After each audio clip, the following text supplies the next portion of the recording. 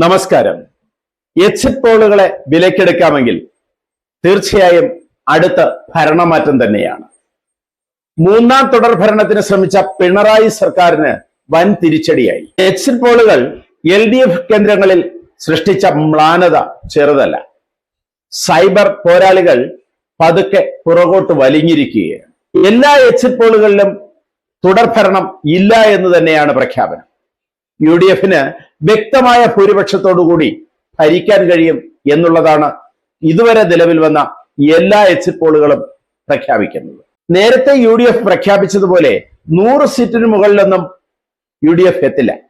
പക്ഷേ 80 സീറ്റിന് മുകളിൽ 85 സീറ്റ് വരെ UDF-ന് എല്ലാ എക്സിറ്റ് പോൾ ഫലങ്ങളും പ്രഖ്യാപിക്കുന്നുണ്ട്. 100 സീറ്റ് കിട്ടിയില്ലെങ്കിൽ വനവാസത്തിന് പോകും എന്നുള്ള VD സതീശന്റെ പ്രഖ്യാപനമൊക്കെ അവിടെ നിൽക്കട്ടെ. അതിന് അമിതമായ ആത്മവിശ്വാസം എന്നൊന്നും പറയുന്നില്ല, ശരിയായ ആത്മവിശ്വാസം എന്ന് തന്നെയാണ് പറയുന്നത്. വനവാസം എന്ന വാക്കിന് വനത്തിൽ തന്നെ ചെന്ന് വസിക്കണം എന്നൊന്നുമില്ല. എന്നാൽ വനവാസം എന്ന് പേരുള്ള ഒരു ഹോം സ്റ്റേയിൽ അദ്ദേഹം ഒരു ദിവസമെങ്കിലും ചെന്ന് താൻ പറഞ്ഞ വാക്ക് പാലിച്ചതുപോലെ ഒന്ന് കാണിച്ചു. അതൊരു തമാശയായി ഞാൻ പറഞ്ഞതാണ്. വനവാസത്തിന് പോകേണ്ട അല്ലെങ്കിൽ രാഷ്ട്രീയ വനവാസത്തിന് പോകേണ്ട വ്യക്തിയൊന്നുമല്ല VD സതീശൻ. കാരണം ഇത്തവണ UDF-നെ മുന്നിൽ നിന്ന് നയിച്ച നേതാക്കളിൽ പ്രമുഖനാണ്, ശക്തനാണ്. UDF ഇപ്പോൾ ഭരിക്കാൻ കയറുന്നു എങ്കിൽ അതിന്റെ പിന്നിൽ ഒരാളല്ല, കൂടുതൽ ആളുകളുണ്ട്. അതിൽ പ്രധാനി VD സതീശൻ തന്നെയാണ്. ആക്സിസ് മൈ ഇന്ത്യ 78 മുതൽ 90 വരെ സീറ്റ് UDF നേടുമെന്ന് പറയുമ്പോൾ ടൈംസ് നൗ അത് 72 മുതൽ 84 വരെ സീറ്റാണ് പ്രഖ്യാപിച്ചിരിക്കുന്നത്. മാട്രിക്സിന്റെയും PMarkന്റെയും എക്സിറ്റ് പോൾ ഫലത്തിൽ 70 മുതൽ 80 സീറ്റ് വരെയാണ് പ്രഖ്യാപിച്ചിരിക്കുന്നത്. എന്ന് പറഞ്ഞാൽ തീർച്ചയായും UDF ഭരണത്തിൽ കയറും തുച്ഛമായ ഭൂരിപക്ഷത്തോടുകൂടി. പീപ്പിൾ പൾസും CNN-ഉം 70-നും 80-നും ഇടയിലുള്ള സീറ്റുകൾ UDF-ന് എക്സിറ്റ് പോളിൽ നൽകുന്നുണ്ട്. അങ്ങനെ പുറത്തു വന്ന എല്ലാ എക്സിറ്റ് പോളുകളും കൃത്യമായി ഭൂരിപക്ഷം അല്ലെങ്കിൽ ഭരിക്കാനുള്ള എണ്ണം 71 അല്ലെങ്കിൽ അതിനു മുകളിൽ UDF-ന് നൽകുന്നുണ്ട്. അപ്പോൾ അടുത്ത ഭരണം UDF-ന് തന്നെ എന്ന് നമുക്ക് ഉറപ്പിക്കാം. പക്ഷേ ഇതിനിടയിൽ കൂടി ഒന്നുകൂടി പറയട്ടെ, മുഖ്യമന്ത്രി ആരായിരിക്കും? VD സതീശനോ വേണുഗോപാലോ രമേശ് ചെന്നിത്തലയോ?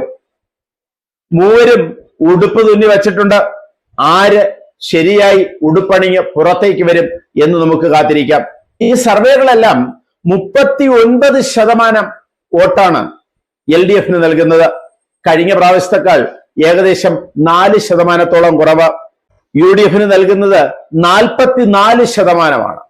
കഴിഞ്ഞ പ്രാവശ്യത്തെക്കാൾ ഏകദേശം 3% കൂടുതൽ. BJP-ക്ക് മുൻപ് ലഭിച്ചതിൽ നിന്നും വോട്ടിംഗ് ശതമാനം അല്പം കുറയും എന്ന് തന്നെയാണ് എക്സിറ്റ് പോൾ സർവേകളുടെ ഫലം, 14%. എന്നാലും ഈ ഇലക്ഷന് ഒരു സീറ്റെങ്കിലും BJP കേരളത്തിൽ നേടുമെങ്കിൽ യഥാർത്ഥത്തിൽ നേട്ടമുണ്ടാക്കുന്നത് BJP തന്നെയായിരിക്കും. ആഞ്ഞടിച്ച ഭരണവിരുദ്ധ വികാരവും നാട് മുഴുവൻ കേട്ട് തഴമ്പിച്ച അഴിമതി കഥകളുമാണ് മൂന്നാം തുടർ ഭരണത്തിൽ നിന്ന് LDF-നെ പുറകോട്ട് വലിച്ചത്. ഇതോടുകൂടി LDF-നെ സംബന്ധിച്ച് സ്വാതന്ത്ര്യത്തിന് ശേഷം ഇന്ത്യയിൽ ഒരിടത്തും ഭരണമില്ലാത്ത ഒരു വിഭാഗമായി CPM മാറിക്കഴിഞ്ഞു. കനൽ തരി പോലുമില്ലാത്ത അവസ്ഥയായി. കോൺഗ്രസിനെ സംബന്ധിച്ച് BJP-യുടെ കോൺഗ്രസ് വിമുക്ത ഭാരതം എന്ന മുദ്രാവാക്യം ഇല്ലാതായി. BJP പല പ്രാവശ്യം ആവർത്തിച്ച് പരാജയപ്പെട്ട ഒരു മുദ്രാവാക്യം കോൺഗ്രസ് വിമുക്ത ഭാരതം.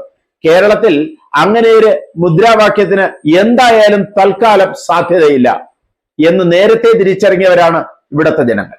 കേരളത്തിലെ ഏറ്റവും വലിയ ഹിന്ദു പാർട്ടി ഏത് എന്ന് ചോദിച്ചാൽ നമുക്ക് ഉത്തരം പറയാൻ കഴിയുന്നത് CPM ആണ്. ഹിന്ദുക്കളിൽ ബഹുഭൂരിപക്ഷവും CPM-കാരാണ്. അപ്പോൾ BJP-ക്ക് ലഭിക്കേണ്ട വോട്ടും CPM-ൽ നിന്നാണ്. അങ്ങനെ വരുമ്പോൾ കോൺഗ്രസ് വിമുക്ത ഭാരതം എന്ന മുദ്രാവാക്യം കേരളത്തിൽ വിജയിക്കില്ല. കേരളത്തിൽ അത് CPM വിമുക്ത ഭാരതം എന്ന രീതിയിൽ ഒരു മുദ്രാവാക്യമായിരുന്നു എങ്കിൽ ഒരുപക്ഷെ BJP-ക്ക് കൂടുതൽ വിജയിപ്പിക്കാൻ കഴിഞ്ഞേനെ. കാരണം ഹിന്ദു വോട്ടുകളെ ആകർഷിക്കുന്നതിന് BJP-ക്ക് കൂടുതൽ കഴിഞ്ഞേനെ. കേരളത്തിൽ BJP-ക്ക് തുടക്കം മുതൽ തന്നെ പാളിയ കോൺഗ്രസ് വിമുക്ത ഭാരതം എന്ന മുദ്രാവാക്യം ഇപ്പോൾ കോൺഗ്രസിന് അനുകൂലമായി എന്ന് വേണം കരുതാൻ. കൂടുതൽ വിവരങ്ങൾ അറിയാൻ 3 ദിവസം കൂടി നമുക്ക് കാത്തിരിക്കാം. കൂടുതൽ വാർത്തകളും വിശേഷങ്ങളുമായി ഉടൻ ദയവായി ഈ ചാനൽ സബ്സ്ക്രൈബ് ചെയ്യുക.